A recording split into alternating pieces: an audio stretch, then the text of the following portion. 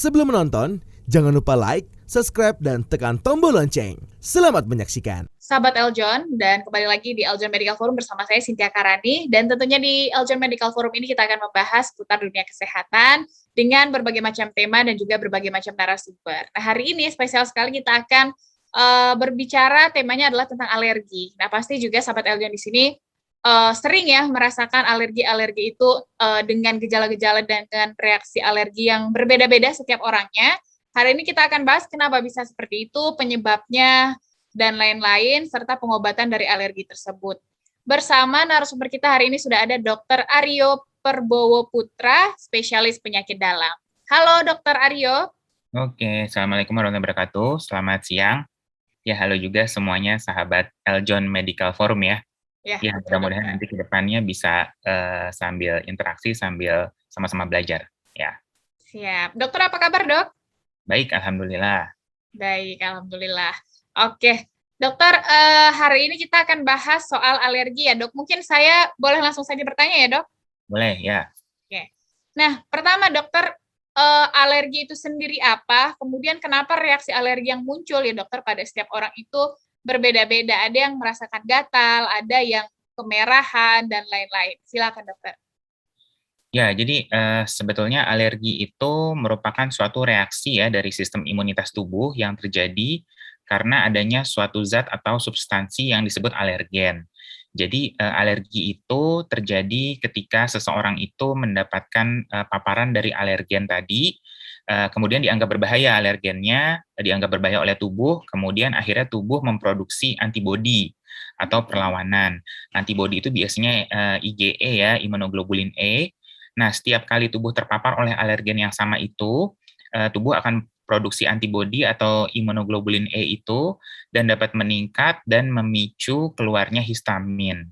Nah, histamin itu adalah mediator proinflamasi yang menyebabkan gejala-gejala alergi. Seperti ya yang kita tahu ya, alergen itu kan bisa menyebabkan gejala seperti pembengkakan, kemerahan, kemudian hipersekresi dari kelenjar, bisa kelenjar di dalam hidung sini atau mungkin di paru-paru, dan juga berbagai macam manifestasi klinis lainnya gitu. Oke, jadi alergen itu tadi yang menyebabkan reaksi alergi gitu ya, Dokter ya? Ya, jadi ada alergen dari luar dianggap sesuatu yang berbahaya oleh tubuh, kemudian tubuh melakukan perlawanan, kemudian nah perlawanannya itu adalah membentuk antibodi tadi ya, imunoglobulin E. Nah, pembentukan imunoglobulin E itu efek sampingnya adalah pengeluaran histamin tadi. Nah, histamin tadi itu yang menyebabkan manifestasi klinis alergi gitu. Oke, baik. Jadi gejalanya juga mungkinkah dokter tidak hanya terlihat saja gitu dokter, tidak hanya di kulit, misalnya kemerahan, gatal, pembekakan, tapi kayak misalnya batuk, kayak gitu-gitu tuh apakah juga reaksi dari alergi, Dok? Iya, jadi sebetulnya alergi itu kan gejalanya ada banyak ya, tergantung dari organ-organ yang terkena tadi efek dari si histaminnya itu. Jadi kalau ada alergen, kemudian histaminnya bekerja di kulit, misalnya ya kulitnya jadi kemerahan, kemudian ada bengkak-bengkak di kulit kemungkinan gitu. Kalau misalnya pada saluran nafas bisa seperti ingusan, seperti flu, pilek, kita agak sulit bernafas, kemudian kalau dalam paru-paru bisa bronkus atau saluran nafasnya bisa menyempit, kemudian keluar juga sekresi, keluar dahak, susah bernafas juga. Kemudian kalau pada mata misalnya bisa juga matanya bengkak, kemerahan gitu. Jadi tergantung dari histaminnya itu bekerja di organ yang mana gitu. Oke, baik dokter. Nah, seperti apa dokter dikatakan seseorang itu alergi terhadap sesuatu? Apakah mungkin dia itu sebetulnya bukan alergi gitu loh, tadi gigit binatang. Nah, seperti apa yang dikatakan bahwa oh ternyata ini adalah tanda-tanda alergi gitu dok? Ya, sebetulnya sih alergi itu bisa hampir sama dengan infeksi ya klinisnya. Bisa sama-sama bengkak, sama-sama kemerahan gitu. Cuman pada dasarnya memang karena dia bukan infeksi, jadi nggak ada gejala yang khas pada infeksi yaitu demam. Jadi kalau pada infeksi apa namanya virus misalnya, nah itu selain terjadi pembengkakan, kemudian kemerahan, itu juga bisa ada manifestasi demam. Tapi kalau alergi itu dia tidak demam. Kemudian kalau alergi itu biasanya dicetuskan oleh alergen yang sama. Jadi kalau misalnya pada orang yang sensitif terhadap suatu hal, bila terpicu hal tersebut berulang-ulang kali, ya dia gejalanya sama begitu-gitu juga gitu. Tapi kalau infeksi kan dia bukan karena terpicu sama alergen tertentu gitu. Misalnya kalau ada orang dia alergi terhadap debu misalnya. Nah, karena dia ada kemasukan debu, dia bersin-bersin gitu. Nah, kalau misalnya dia ke tempat lain ada debu lagi, ya dia bersin lagi berulang. Tapi kalau tidak terpapar debu, dia tidak bersin gitu. Nah, kalau orang kena virus, ya mau tempatnya kotor ada debunya, mau tempatnya bersih, ya dia terus bersin-bersin, terus pilek-pilek juga gitu. Jadi tidak kalau infeksi tidak ada trigger, tidak ada apa hal-hal yang dicetuskan oleh si alergen gitu bedanya. Oke. Ada kaitannya dengan imun tubuh berarti ya dokter ya alergi ini? Ya betul. Jadi tadi karena memang alergen itu sebetulnya kan proses perlawanan tubuh ya gitu. Jadi karena memang ada daya tahan tubuh yang menganggap si alergen ini benda yang jahat gitu yang harus dibasmi, makanya tubuh memproduksi antibodi gitu. Nah kalau misalnya hal itu terjadi, ya terjadi manifestasi klinis dari si alergi. Nah, tapi memang kalau daya tahan tubuhnya lebih kuat, ya otomatis perlindungan terhadap tubuh kan juga bagus, keadaan klinis tubuh juga bagus. Jadi manifestasi alergi sebetulnya bisa tertutupi oleh si imun sistem itu, gitu. Jadi ada seolah-olah seperti sembuh ya dari alergi. Misalnya pada saat dulu kan alergi itu bisa aja sebetulnya sembuh pada saat dewasa, seolah-olah sembuh gitu terlihatnya. Jadi itu diakibatkan karena memang pada saat kita kecil, kita memang alergi terhadap alergen tertentu, ya misalnya telur gitu katakan ya. Pada waktu kecil kok kita makan telur bentol-bentol, gatel-gatel, tapi begitu dewasa enggak. Sebetulnya pada saat dewasa itu ya kita juga tetap alergi sebetulnya. Cuman karena daya tahan tubuh kita lebih bagus dan mungkin juga kita sudah terpapar dengan telur itu terus-menerus, akhirnya tubuh juga jadi terbiasa dengan alergen itu sehingga manifestasi alerginya jadinya seolah-olah tidak ada gitu. Bisa juga terjadi hal seperti itu. Oh, oke, baik. Nah, kemudian dokter, apakah alergi ini berbahaya, dok? Nah, kalau alergi itu kan sebetulnya banyak tuh gejala-gejala klinisnya tadi ya seperti yang sudah dijelaskan.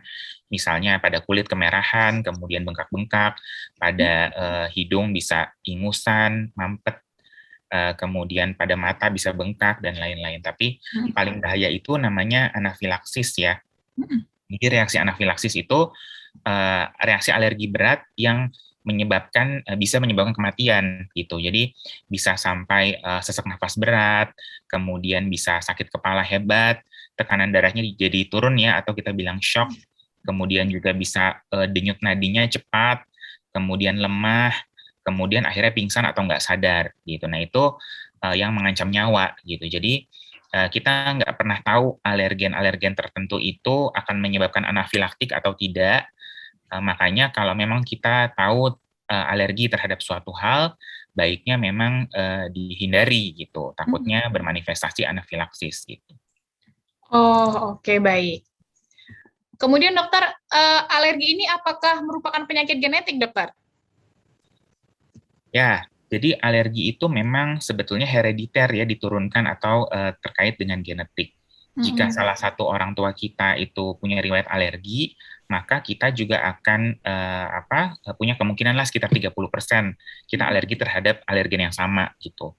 Kalau misalnya dua-dua orang tua kita alergi, misalnya ayah kita alergi terhadap telur, ibu kita juga telur gitu. Nah, kita sekitar lebih dari 60% punya kemungkinan alergi tersebut gitu. Jadi memang diturunkan dan terkait dengan faktor genetik gitu. Makanya kalau biasanya orang-orang yang punya riwayat keluarga alergi juga, dia juga akan alergi terhadap hal yang sama gitu. Oke. Kemudian dokter, pilek dokter ya, kebanyakan katanya sebenarnya tadi sudah dokter bahas ya dok. Jadi ada beberapa yang misalnya terkena debu, kemudian dia bisa pilek, bersin-bersin terus-menerus dokter. Itu bisa dikatakan alergi ya dok, berarti memang bukan disebabkan oleh virus. Gimana membedakannya dokter? Ya, betul. Jadi seperti tadi saya bilang, kalau memang alergi itu pasti tidak disertai dengan demam, karena dia bukan proses infeksi. Gitu. Dia hanya proses inflamasi atau pembengkakan. Jadi gejalanya lebih ke bengkak-bengkak ya, baik di kulit atau di mukosa hidung, misalnya jadi pilek ya, jadi mampet hidungnya, kemudian sesak nafas, kemudian hipersekresi, jadi kelenjar-kelenjarnya juga mengeluarkan cairan, jadinya ingusan gitu misalnya. Nah, itu bisa, cuman dia tidak demam. Nah, yang kedua, kalau alergi itu tidak kalau virus itu atau infeksi bakteri misalnya itu tidak terkait dengan alergen tertentu. Jadi kalau misalnya dia menetap. Jadi mau kita udaranya bersih, mau udaranya kotor, tetap aja dia pilek-pilek aja, nggak sembuh-sembuh karena kan infeksinya belum selesai. Tapi kalau orang yang terhadap misalnya alergi debu jadi pilek, ya dia di tempat yang berdebu dia akan kambuh, tapi begitu dia pindah ke tempat yang bersih, ya langsung sembuh gitu karena kan alergennya tidak terpapar. Jadi membedakannya sih seperti itu. Oke. Dokter, untuk kasus misalnya tadi telur ya dokter, ada beberapa orang kan yang alergi ya dok dengan telur. Terus karena dia mungkin kepengen makan telur, akhirnya terus-terusan dimakan gitu dok. Padahal tahu kalau dia tuh alergi, mungkin merasa gejalanya juga tidak terlalu mengganggu, akhirnya terus-terusan dimakan. Itu apakah berbahaya atau gimana dok? Ya, sebetulnya tadi seperti saya jelaskan, kita itu tidak pernah tahu ya kalau misalnya kita terpapar dengan alergen, reaksi kita tuh akan ringan atau berat gitu. Jadi tergantung kuantitas dari si alergennya itu, dan juga tergantung dengan daya tahan tubuh kita sebesar apa gitu. Jadi bisa aja memang alergen yang sangat kecil itu mengakibatkan anafilaksis, jadi reaksi yang hebat sampai menyebabkan kematian karena mungkin imun sistem kita lagi jelek pada saat itu, gitu. Bisa aja. Nah, jadi sebenarnya sarannya kalau memang sudah tahu terhadap alergen tertentu, baiknya memang tidak usah coba-coba lagi gitu, karena kita nggak pernah tahu manifestasinya sedahsyat apa. Cuman memang ada beberapa metode ya, kita namanya bilang biasanya desensitisasi dari obat atau alergen. Misalnya kita terpaksa nih, misalnya punya obat, katakan misalnya TBC gitu ya. TBC itu kan obatnya harus 6 bulan berturut-turut gitu loh, harus minum obat terus. Sementara lini pengobatan obatnya tuh nggak banyak gitu untuk TBC. Nah, misalnya kita alergi terhadap salah satu atau salah dua atau salah tiga dari komponen pengobatan TBC itu, memang kita bisa namanya tes provokasi obat ya, atau kita namanya sensitisasi dari si alergi itu. Jadi kita makan dosis sedikit-sedikit obatnya, melatih supaya tubuh kita dalam tanda kutip tuh terbiasa dengan si alergen itu, sehingga akhirnya tidak menimbulkan reaksi yang berlebihan. Itu kalau terpaksa gitu. Jadi kalau memang kita membutuhkan obat ya dalam artian si alergen yang kita alergi itu, bisa dilakukan tadi seperti itu, kita coba tes sedikit-sedikit supaya tubuh kita terbiasa, supaya tidak bereaksi. Karena demi mendapatkan efek terapeutik dari si obatnya. Tapi kalau misalnya makanan, saya rasa kan banyak alternatif ya, misalnya kayak telur tadi, kalau memang kita sudah alergi terhadap telur, ya mendingan dicoba lagi yang lain makanannya, kan banyak tuh, misalnya mengincar sumber protein atau omega 3, omega 6, omega 8 itu kan bisa didapatkan dari suplemen, bisa didapatkan dari makanan yang lain, sumber protein yang lain gitu. Jadi saya rasa kalau untuk makanan mendingan nggak usah dicoba-coba gitu. Tapi kalau obat yang memang ada keterbatasan, memang bisa kita lakukan tadi namanya tes desensitisasi alergi itu, cuman memang pada penyakit yang pilihan obatnya sedikit yang agak sulit untuk mencari alternatif obatnya gitu. Mm-mm. Oke, berarti alergi terhadap obat ini disebabkan di dalam kandungan obatnya ada zat yang tadi tidak cocok gitu ya dokter ya? Ya, betul. Jadi ada yang berperan sebagai alergen yang memicu Mm-mm. si antibodi kita, entah dari kandungan obatnya, isinya, zat aktifnya, atau solutnya, solvennya, sorry. Kalau Mm-mm. misalnya kayak, maaf nih ya, misalnya parastamol itu kan ada macam-macam ya mereknya ya, ada merek A, merek B, merek C gitu. Nah, belum tentu kalau orang yang alergi terhadap merek A, yang isinya parastamol, dia akan alergi juga terhadap yang B ataupun C gitu, karena bisa aja dia tidak alergi terhadap solutnya, bukan zat aktif paracetamolnya, tapi Mm. mungkin dia alergi terhadap solvennya, tepungnya, yang pencampurnya dari si paracetamol tuh bisa gitu. Jadi alergi itu bisa terhadap semua dari zat aktifnya, semua dari apa namanya obatnya itu kandungannya, atau salah satu dari kandungan obatnya aja gitu. Jadi mesti ditelaah tuh apa dengan detail. Makanya kan ada orang yang misalnya minum obat apa isinya sebenarnya sama, tapi merek A kok nggak apa-apa ya, tapi Cocok kalau ya dok ya? merek B kok jadi ini sih, jadi apa, jadi pusing, apa jadi mual, apa jadi gatel-gatel gitu. Nah itu mungkin alerginya terhadap pencampurnya. Jadi gitu belum tentu oleh zat aktifnya gitu. Yang penting ada salah satu komponennya. Oke. Nah, kemudian dokter, sebenarnya siapa saja sih dok yang paling beresiko tinggi untuk memiliki alergi dokter? Ya, jadi sebetulnya jelas kalau misalnya yang beresiko paling awal itu adalah orang-orang yang genetik ya, yang punya genetik bahwa orang tuanya tuh punya alergi yang sama gitu. Jadi walaupun dia fit, rajin berolahraga, kemudian hidup sehat dan lain-lain gitu, tetap aja karena genetiknya dia alergian, ya biasanya dia bisa alergi juga gitu. Nah, yang kedua, pada orang-orang yang daya tahan tubuhnya rendah gitu. Jadi misalnya dia nggak punya genetik alergi, tapi daya tahan tubuhnya rendah. Nah, dalam kondisi imunosupresor kita bilangnya.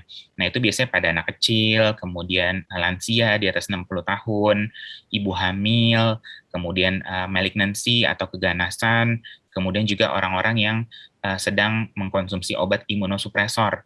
Misalnya obat apa autoimun gitu, obat apa infeksi ya yang butuh obat steroid misalnya, itu juga bisa gitu. Jadi rentan terhadap alergi. Ada juga beberapa studi atau penelitian itu mengatakan bahwa kebiasaan yang terlalu bersih juga sebetulnya bisa aja alergian gitu. Jadi karena misalnya nih kita mendidik anak kita sangat-sangat bersih gitu, jadi nggak boleh kena kotor sama sekali. Nah itu anak kita itu akan apa ya, tubuhnya itu akan tidak terbiasa ketemu sama banyak hal yang kotor-kotor istilahnya gitu. Jadi begitu nanti pada saat dewasa dia ketemu yang kotor sedikit udah langsung alergian gitu. Itu juga sebetulnya tidak terlalu baik gitu. Atau pada makanan yang dibatasin. Misalnya pada anak-anak yang nggak boleh makan ini, nggak boleh makan itu gitu. Nanti terlalu takut tenggorokannya batuk, takut sakit apa segala macam gitu. Nah, nanti itu justru jadi rentan ke depannya karena dia tidak terbiasa kan kena banyak hal dalam makanannya. Begitu dia hidup dewasa kemudian mencari makanan yang lain, dia nggak terbiasa jadi alergi, itu juga bisa gitu. Atau pada orang-orang yang tinggal di lingkungan yang terlalu kering atau terlalu lembab, itu terkait dengan apa namanya kuman atau bakteri ya, lebih memicu alergi. Kalau misalnya keadaannya lembab, bisa juga pada orang-orang yang pekerjaannya apa ya, dia rentan terpapar dengan alergen, misalnya di pabrik-pabrik gitu ya, terus kemudian di gudang yang banyak tungaunya, kemudian apa pabrik cat rambut atau kotoran hewan misalnya, itu juga bisa. Jadi banyak sih tadi yang saya sebutkan yang berisiko kena alergi. Oke, baik. Oke, baiklah Dokter Aryo, nanti kita lanjut lagi di segmen selanjutnya ya Dokter ya. Boleh. Oke. Nah, itu dia sahabat Eljon ya, tadi ada berbagai macam alergi, kemudian alergen juga, zat-zat yang menyebabkan tadi munculnya reaksi-reaksi alergi seperti yang disebutkan, dan beberapa apa namanya penyebab serta gejala-gejala yang ditimbulkan akibat alergi ini. Nanti di segmen selanjutnya kita akan lanjut membahas soal alergi, jangan kemana-mana, tetap di Eljon Medical Forum.